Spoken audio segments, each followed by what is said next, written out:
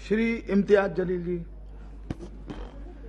अध्यक्ष महोदय, 14 सितंबर 1984 को जब हमने द फैमिली कोर्ट्स एक्ट बनाया तो उसका मकसद ये था कि हम कंसिलिएशन के जरिए, यानी कि हम बातचीत के जरिए, समझौता के जरिए मामलों को निपटा सके। ये एक्ट 1984 में बनाया गया था।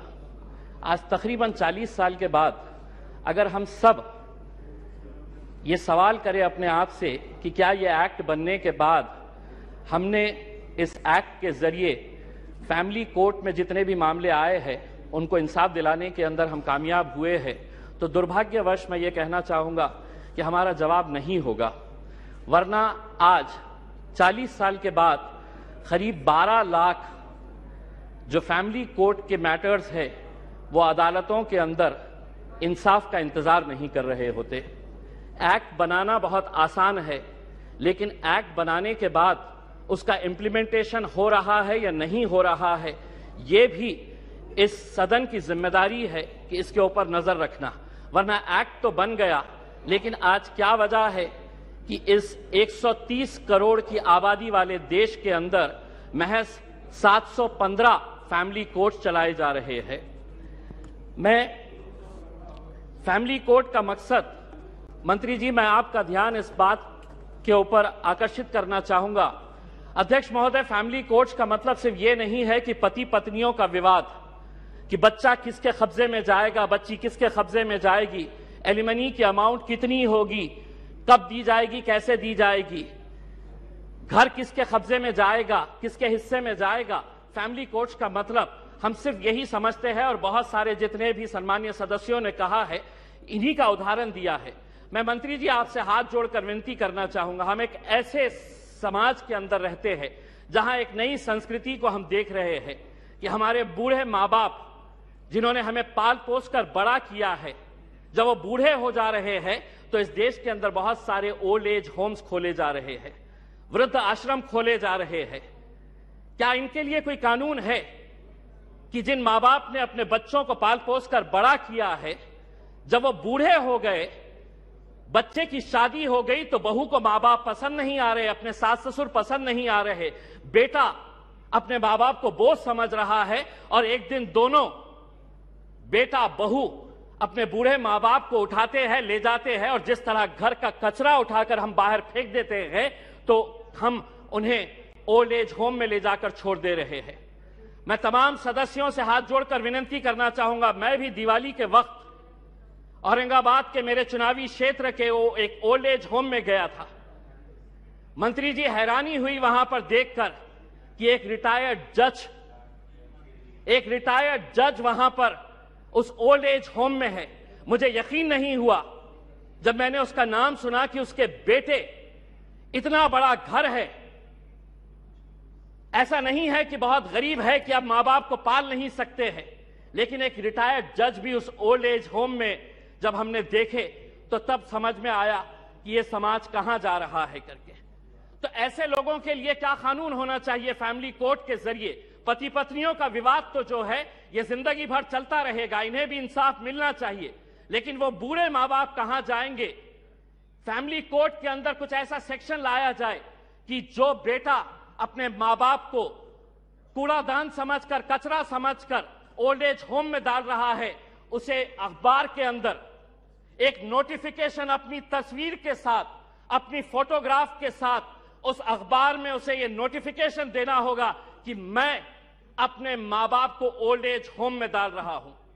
ऐसे बच्चों को समाज के सामने हमें खड़ा करने की जरूरत है। लाइए कानून, वरना वो बूढ़े मां बाप जो रोकने के अलावा कुछ नहीं कर सकते हैं, क्योंकि कोई कानून नहीं है, उनका कसूर सिर्फ इतना है कि उन्होंने अपने बच्चों को पाला पोसा बड़ा किया।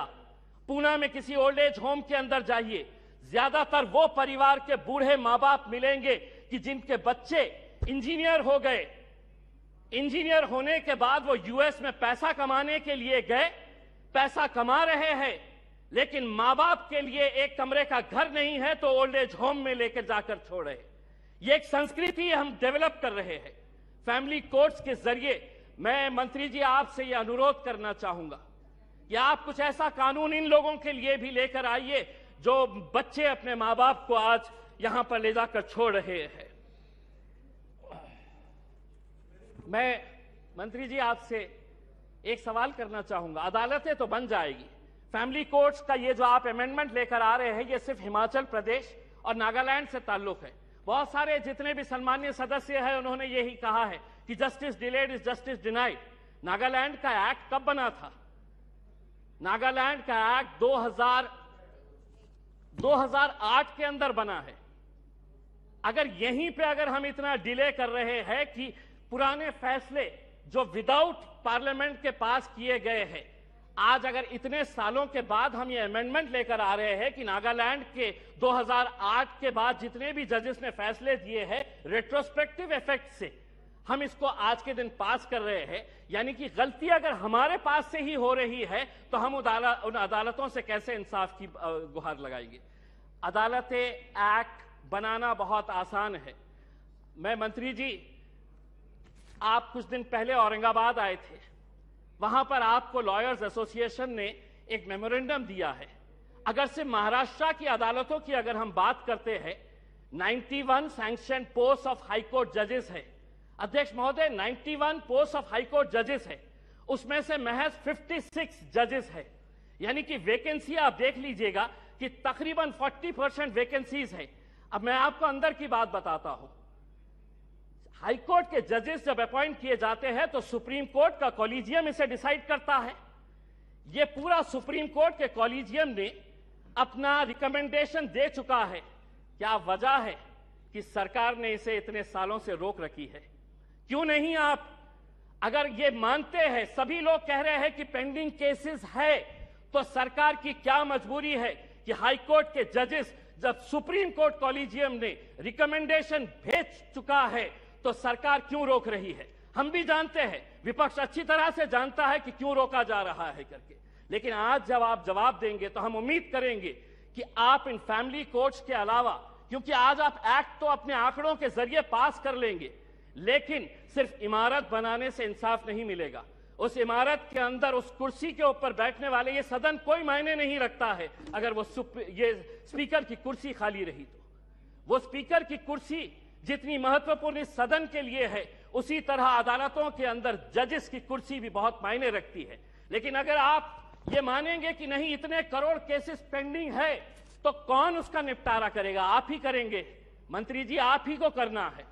और अगर सुप्रीम कोर्ट कॉलेजियम ने अपना महाराष्ट्र के जजेस का रिकमेंड कर चुका है तो सरकार उसे क्यों रोकी है, इसका जवाब भी आपको देने की जरूरत है। आपने एक ट्रिपल तलाक का कानून लेकर आए थे, इसके जरिए ये भी फैमिली कोर्ट का मैटर है। मैं आपसे पूछना चाहूंगा, उस वक्त जब ट्रिपल तलाक का मामला आया था तो बहुत सारे लोगों ने चीख चीख कर कहा था कि हमें मुस्लिम बहनों के साथ इंसाफ करने की जरूरत है।